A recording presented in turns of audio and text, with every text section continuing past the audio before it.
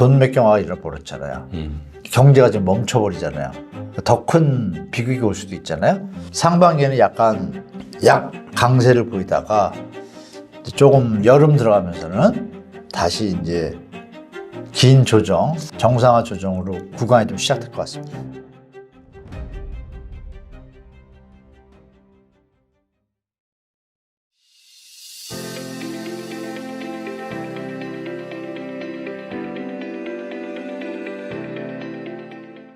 그 채널에서도 좀 계속 말씀을 하고 계세요. 2차 하락 신호가 시작됐다. 2차 하락이 시작됐다. 이미 그 근거가 궁금합니다. 2차 하락의 근거? 그러니까 왜 하락을 지금 또 얘기를 하냐면 분명히 조정 과정을 거치고 있었는데 작년에 특례보금자리론 하고 50년 주담대, 50년 동안 빚 갚으라는 얘기니까요. 뭐 이런 얘기들 많이 하셨잖아요. 네. 그게 갑자기 전 세계 50년 주담대를 이렇게 공격적으로 한 나라 대한민국밖에 없습니다.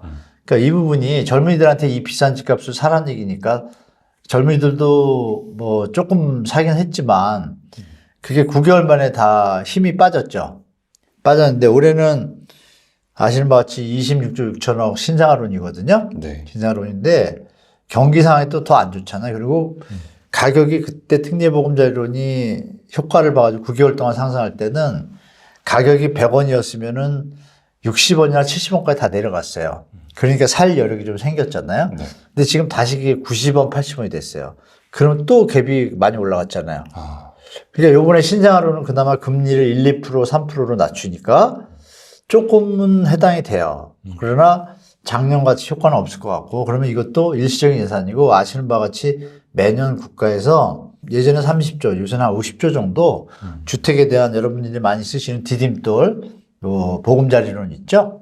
그런 것들에 예산이 투입이 됩니다. 투입이 되는데, 올해는 예산이 조금 줄었어요. 아시는 바와 같이 세수가 좀 부족하잖아요. 네. 여러 가지 복합적인 걸 보면은, 그러면 정부가 대출로 주택을 받쳐야 되는데 이 가격이 유지될 수 있는 가격이 아니다 보니까 PF 부실 터지고 있죠. 이런 것들을 연결해 보시면 PF 부실이 터지는 이유는 뭘까요? 비싸서 안 팔리니까 대출 받아서 사업하려던 게 스톱된 거잖아요. 네. 그럼 시장은 이미 상황 정리가 된 거예요. 이 주택 가격이 분양이 안 되는구나. 미분양이 많이 나고 서울은 특수 상황이다 보니까 조금 팔리는 거고요. 서울도 지금 완판되지만 미계약 나오지 않습니까? 네.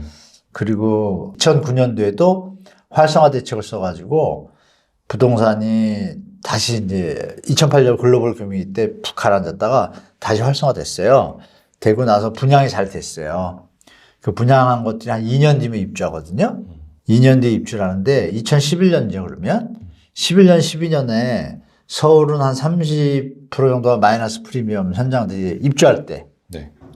나타났고 수도권은 한 40%, 50%까지 마이너스 프리미엄이 있어요. 그래서 요번에도 그런 일이 벌어질 가능성이 있어서 제가 볼 때는 이게 2차 조정이 시작됐는데 신생아론 때문에 잠시 상반기에는 좀 버티는 것 같다가 이거 끝나고 나면 경제가 좋아지면 다행인데 그럴 기미도 좀 없기 때문에 금리 인하도 좀 먼 훗날 얘기인 것 같고요. 네.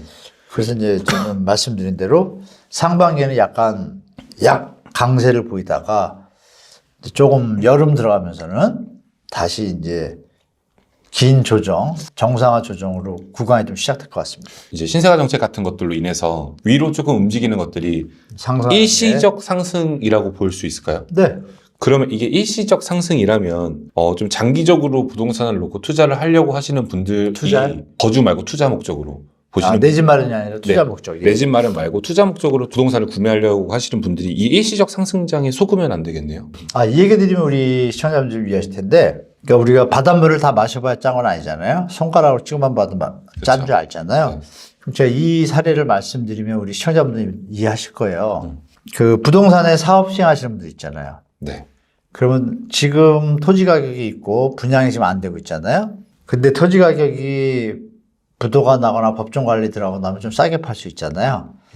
그걸 사면 내가 사서 사업을 할 때 수익이 나야 살 거 아니에요. 그렇죠. 근데 지금 현장에서 안 팔리고 있습니다. 지금 법정 관리된 것들도 안 팔려요.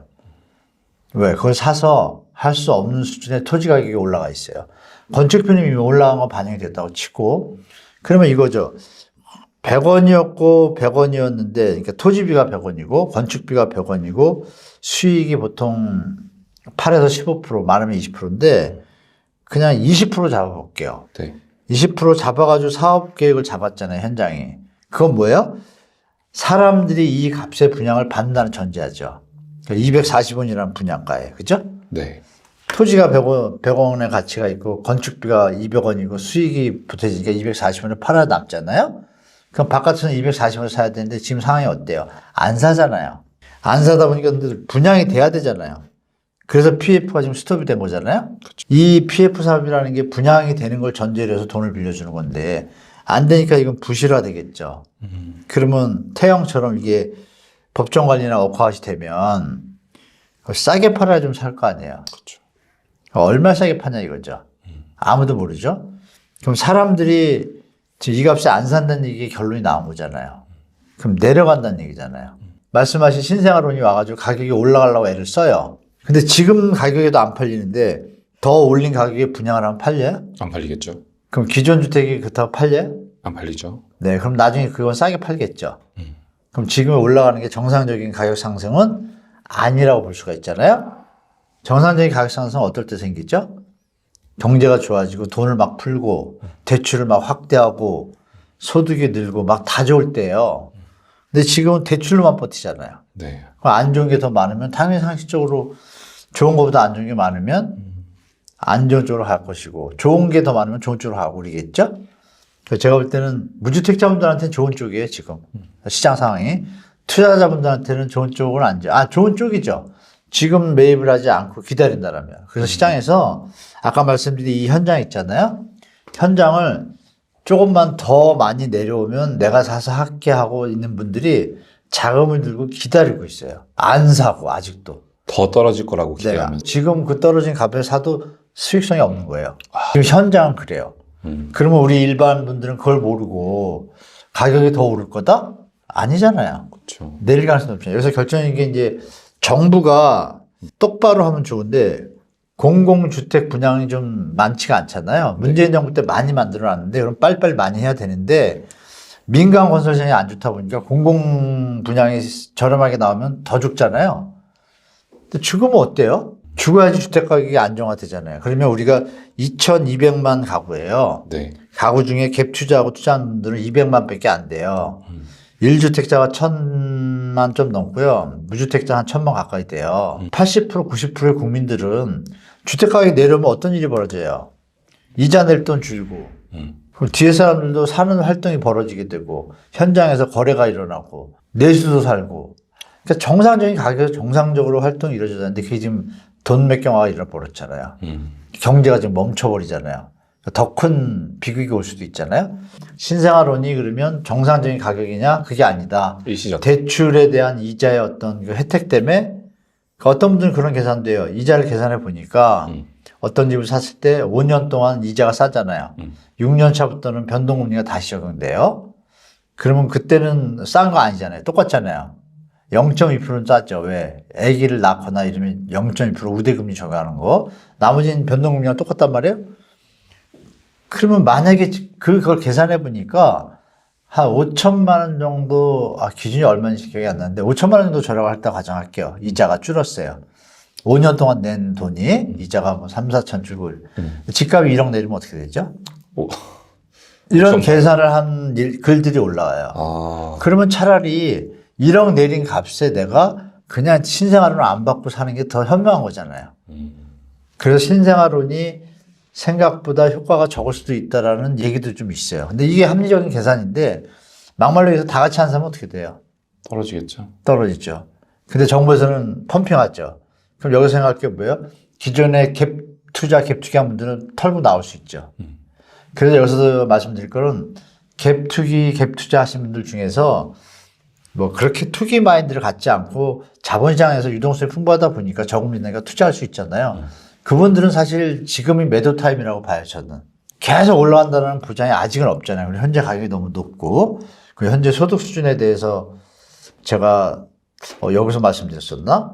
소득 수준이 암만 비교를 해봐도 현재 주택 가격이 서울 같은 경우에는 집을 살 사람이 좀 많이 없어요.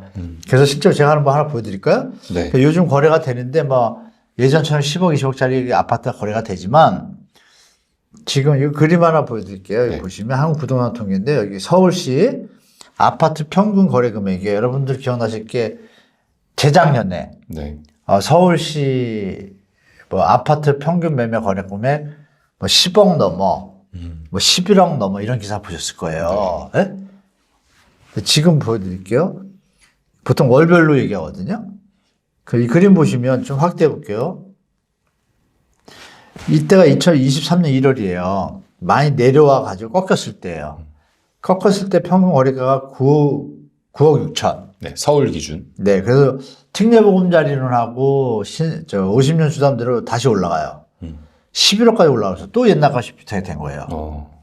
그러니까 다시 거래량이 줄잖아요. 꺾였죠? 네. 지금 얼마예요? 다시 9억 7천 됐어요.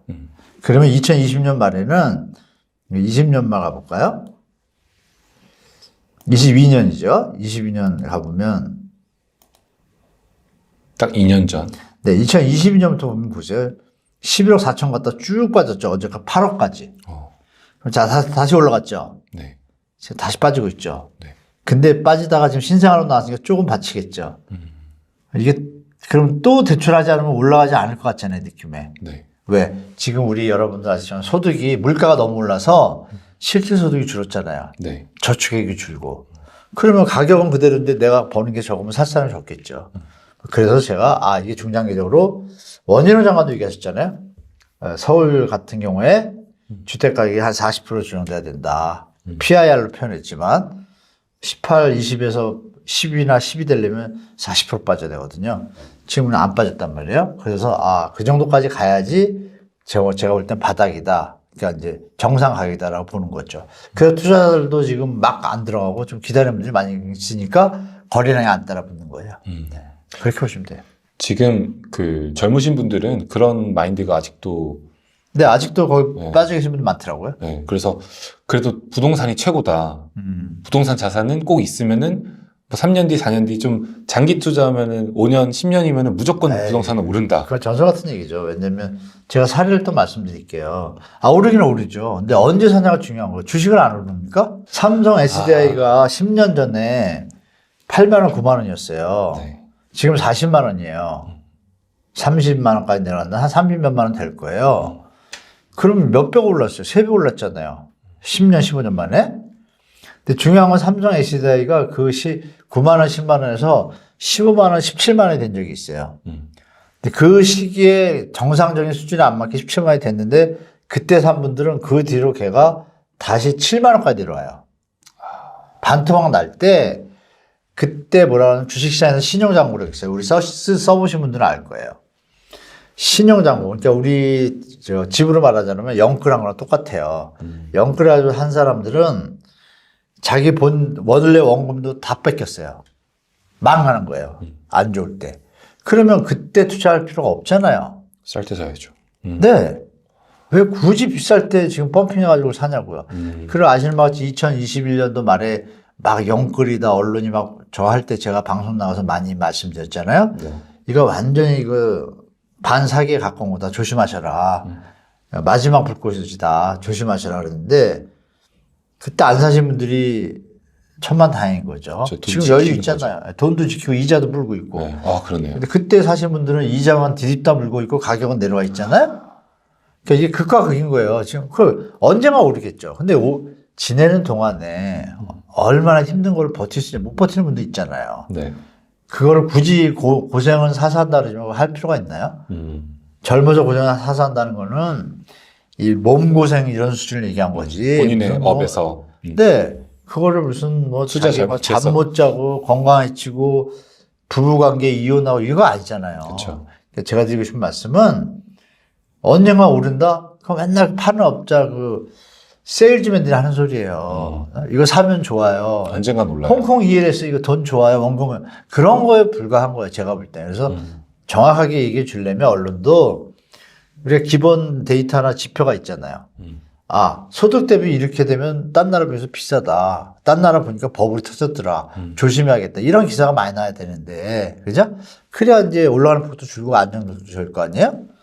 지금은 이제 2030 세대들이 너무 좀 물린 분들도 많아서 이제 혼동스럽긴 한데, 지금은 이제 조금 많이 예전보다 나아진 것 같아요. 제가 보면은 지금은 갸우뚱하시는 젊은 분들 많아요. 이거 진짜 올라가는 거 맞나? 맞아요. 네, 그래서 그럼에도 불구하고 막바지 타는 분들이 지금도 계시더라고요. 사례를 말씀드리면 마인드가 똑같아요. 집 사면 오른다. 이것만 생각하고 바보같이. 그거 당연하죠. 근데 내가 피똥 싸고 오르면 뭐예요? 그렇죠. 그냥 편안하게 있으면서 올라야 이게 제일 잘하는 거니까. 피똥이라는 표현은 방송이 좀 적절하지 않았네요. 죄송합니다, 여러분. 힘들어요. 그러나 은유적인 표현을 하려다 좀 과격했는데 이해해 주시고, 시청자분들한테 드리고 싶은 말씀은 그거예요.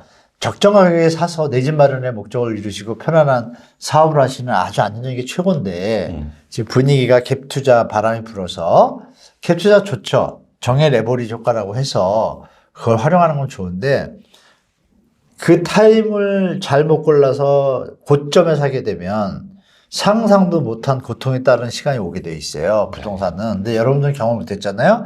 제 친구 중에 여러 명이 번 사람도 있고 고통 겪은 사람도 있는데 개포동이 2008년도에 반값 되기 직전에 많이 올라갔어요. 네. 그때도 2000년 초부터 2007년까지 집값이 많이 올랐거든요. 그때도 이런 식으로 돈 많이 버는 분들이 계세요. 그분들이 욕심이 과해가지고 2008년도에 글로벌 터진 거 모르고 몰빵한 분들이 많아요. 레버리지 생각하고 몰빵해서 또 올라가면 팔고 나와야지 했다가 팔고 못 나오고 물렸단 말이에요. 네. 그럼 기억해 보세요, 여러분들. 2008년도에 물렸단 말이에요. 8년도도 힘들고 9년, 10년, 11년, 12년, 13년, 14년까지 힘들었어요. 7년 동안. 네. 7년이 뭐 애들 일입니까요? 그쵸. 그 7년 동안 저는 그 친구들의 하소연과 밥 사주느라고 시간 많이 보냈습니다. 그냥 부동산만 있는 부자지 생활도 안 된 사람도 많아요. 그러면 그걸 버틸 수 있는 사람만이 진정한 부자가 되는 아까 말씀하신 아파트는 올라가는데 버티기가 힘들다 이거죠. 그래서 무리하게 투자하시는 거는 좀 자제하시고 이왕이면 조금 적정가나 더 저렴할 때 사셔가지고 투자 수익을 생각하시는 게 더 좋은 합리적인 방안이지 굳이 너무 높이 올라 따라갈 필요는 없다. 좀 그렇게 말씀드릴게요.